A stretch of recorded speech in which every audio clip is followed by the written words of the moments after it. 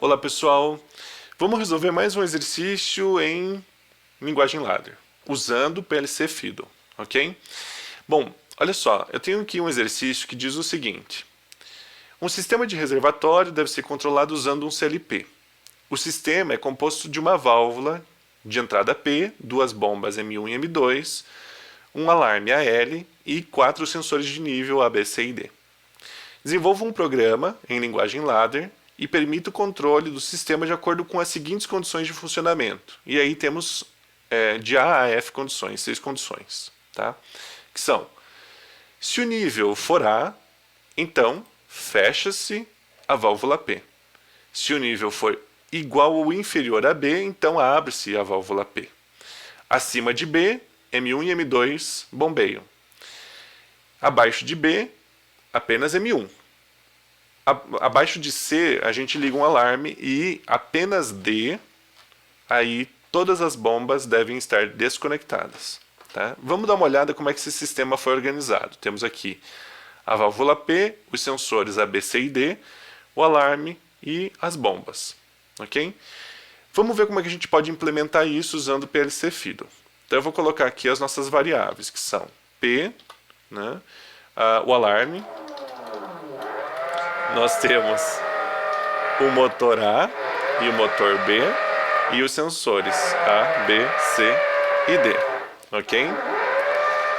Peço desculpas para vocês, né? Estamos num período de isolamento, então os barulhos são inevitáveis. Vamos lá. Então eu vou adicionar aqui um novo degrau, ok? E o que a gente vai fazer? A gente vai começar falando sobre o valor de P. Então eu vou colocar aqui uma bomba, né? Eu vou colocar, desculpa, uma bomba não, uma bobina, que vai receber o valor de P. No nosso exercício diz o seguinte, que o nível de A determina o funcionamento de P. Se eu não tenho A, fecha a válvula. Então a gente pode considerar isso como sendo assim: fechado é 1, ligado é 1, né? Desligado 0, como está aqui, e que quando a gente quiser fechar é igual a 0. Se estiver aberto, é 1, tá? Então eu vou colocar aqui um contato e vou colocar A negado, tá? Porque quer dizer o quê? Quando eu tiver com A, ele está fechado. Se eu tiver sem A, ele está aberto, tá? Vamos adicionar uma nova linha, e essa nova linha ela vai ser responsável pelo acionamento de M2, tá? M2 diz para nós que é acionado quando tiver B. Quando tiver abaixo de B, tem só M1. Então, M2 é diretamente ligado ao funcionamento, à presença de B. Então, nós vamos colocar aqui uma chave normalmente aberta para B, e nós vamos colocar um contato aqui, um coil, né, uma bobina, para a saída do motor B, que seria o nosso motor 2. Tenho B, liga o motor. Não tenho, desliga o motor. Ok? Para o funcionamento de M1, nós vamos precisar de um novo degrau.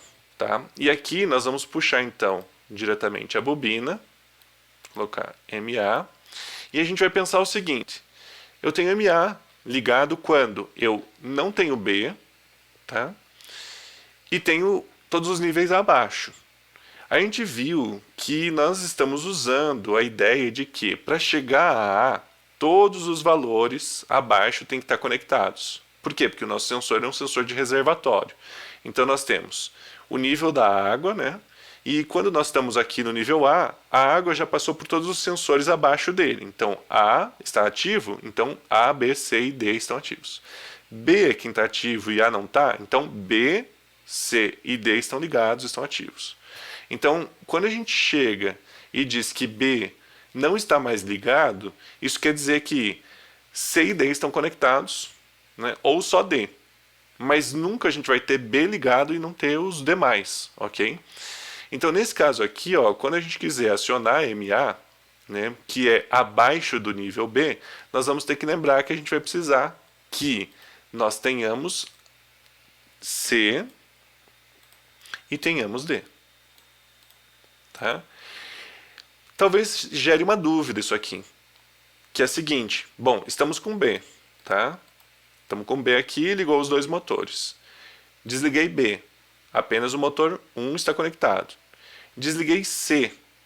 Bom, mas espera, era abaixo de B, o motor estava conectado. D é abaixo de B. Só que existe uma segunda cláusula, né, um segundo argumento aqui sobre o funcionamento do sistema, que é o seguinte: quando o nível estiver em D, nenhuma das bombas deve funcionar. Então, desta forma aqui, a gente já resolve o nosso problema, tá? Existe uma outra interpretação que a gente poderia dizer que é, em D significa não tem nenhum nível, né? Nem D está ativo. Então, se fosse isso, a gente precisaria colocar uma variável aqui em ou. Era C ou D, não C e D. Porque se a gente colocasse um ou, eu tenho C ativo, né? Tenho D está ativo.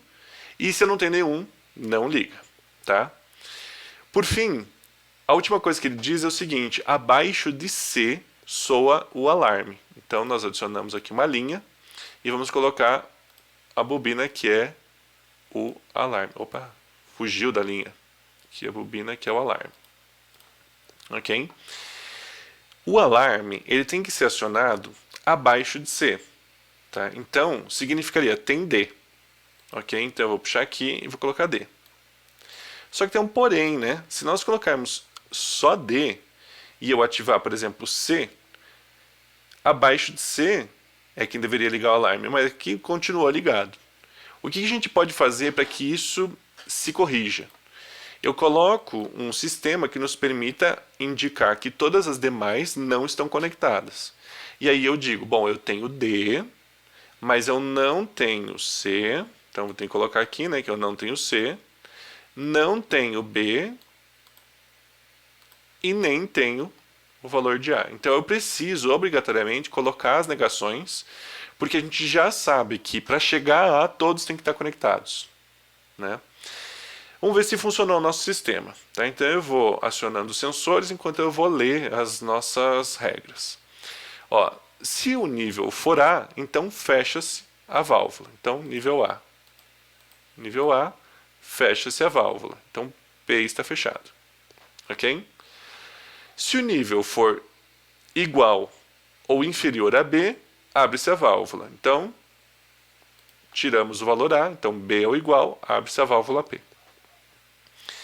Abaixo de B, acima de B, M1 e M2 bombeiam.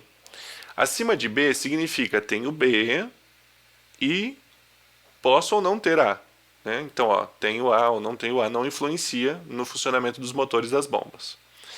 Abaixo de B, somente M1 bombeia. Então, tiramos o B, B desliga. Abaixo de C, soa o alarme e em D nenhuma das bombas funciona.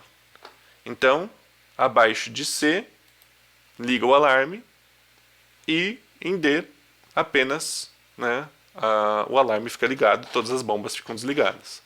Percebam que o alarme e a bomba estão conectados, né?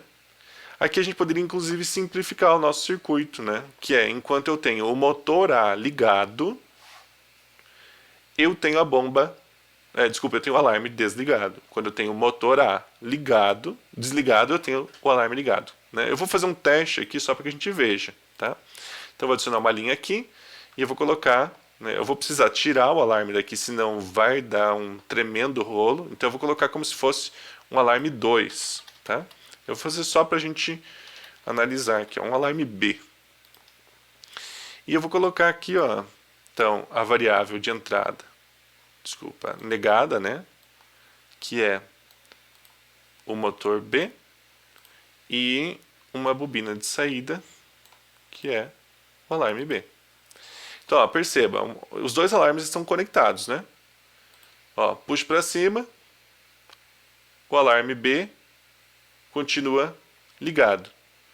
Por que isso aconteceu? Porque eu coloquei erroneamente aqui o motor errado, MA, ok? Então aqui, ó, alarme desligou. Vou para cima, alarme desligado, vou para cima, alarme desligado. Ou seja, simplificamos o circuito, não precisamos usar todos os valores aqui, apenas usamos uma lógica relacionada, né, ao valor do motor. Então, existem essas duas formas de a gente trabalhar, né, com a presença do motor e o funcionamento do alarme. É importante ressaltar aqui o seguinte: essa lógica, como a gente fez aqui, só funciona porque a gente colocou A, B, C e D como sendo sequenciais. Para eu chegar em A, eu tenho A, B e C, né, desculpa, para chegar em A eu tenho B, C e D conectados ao circuito.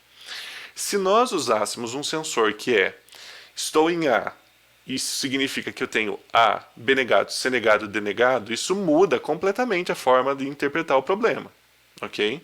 Então, se eu fizer dessa forma, eu teria que analisar sempre cada um dos níveis como sendo o min termo que ele apresenta, ou seja, A significa A, B negado, C negado, D negado. B significa A negado B, C negado, D negado. C significa A negado, B negado, C, D negado. E D significa A negado, B negado, C negado e D. Ok? Então, espero que esse exercício tenha auxiliado vocês a entender um pouco mais, né, sobre a linguagem ladder aqui no PLC Fiddle. Até mais!